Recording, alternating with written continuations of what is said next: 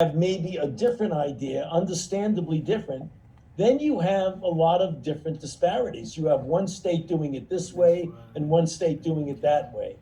There's a positive aspect of that because they know better for their state. But often there may be other motives of doing that with influences that are not necessarily directed towards the public health, but more towards influence, that if you have a little influence, you'll get it first. One of the things that we've learned from this outbreak, which again has some analogies to HIV, is the extraordinary health disparities that we have in this country for our minority populations, for our brown and black populations. You know, again, going back to the experience with HIV, 13% of the population is African American. 44% of all the new infections are African American. Of those, 65% are men who have sex with men. Of those, 75% are people who are young, who are 18 to 49 or what have you. You go fast forward to COVID-19 and you see discrepancies that are stunning, that you have brown and black people, by the nature of the jobs they have, that they're essential workers keeping the country going. They're interfacing with people. They're not talking to a computer person the way you and I are talking to each other safely in wherever we are. So they're out there and they have a higher incidence of infection. Then what they have is a much higher incidence and prevalence of the comorbidities that put them into that category at whatever age they are of having a serious outcome of hospitalization and deaths. If you look at the bar graphs of hospitalizations of Native Americans, Alaskan Indians, Hispanics, and African Americans, the bar graph goes out here, whites it's here.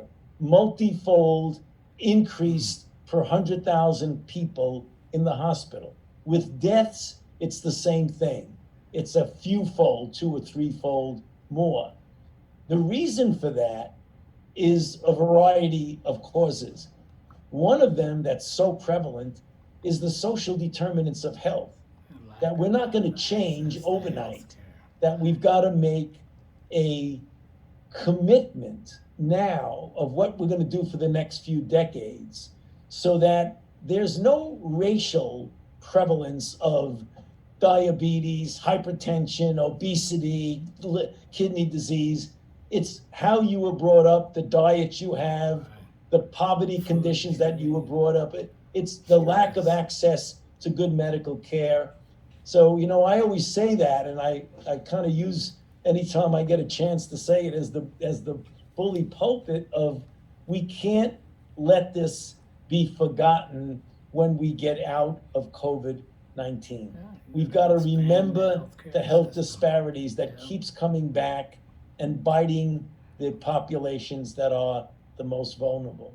Regarding vaccine, getting back to your question, you know, you do want to leave it to the local groups to, if they fairly do it, if they say in our community it's important to protect these people because they're doing certain things. I'm giving you a typical example.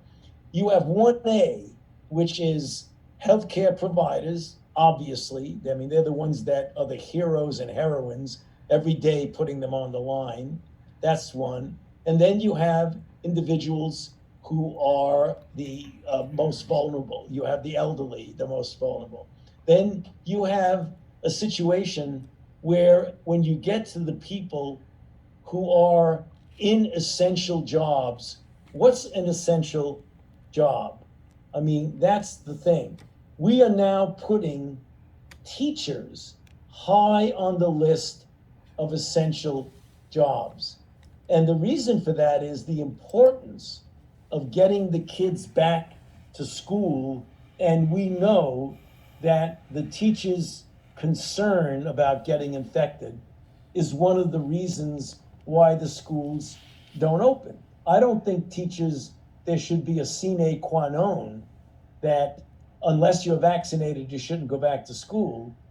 But teachers should be prioritized because they are a very, very important part of the population. There's arguments saying, should you be prioritizing people on the basis of their race? Namely, if African Americans and Latinx are ones who clearly are bearing the burden, then you get into a slippery slope about race. So there's arguments that go on all the time. So what you'd like to say is that let's get the people who are the essential workers, that maybe you want to add the vulnerable among them. And we know that many of the minority population are vulnerable. I went on a little bit longer than I wanted to, but this is the conversation that we have every single day.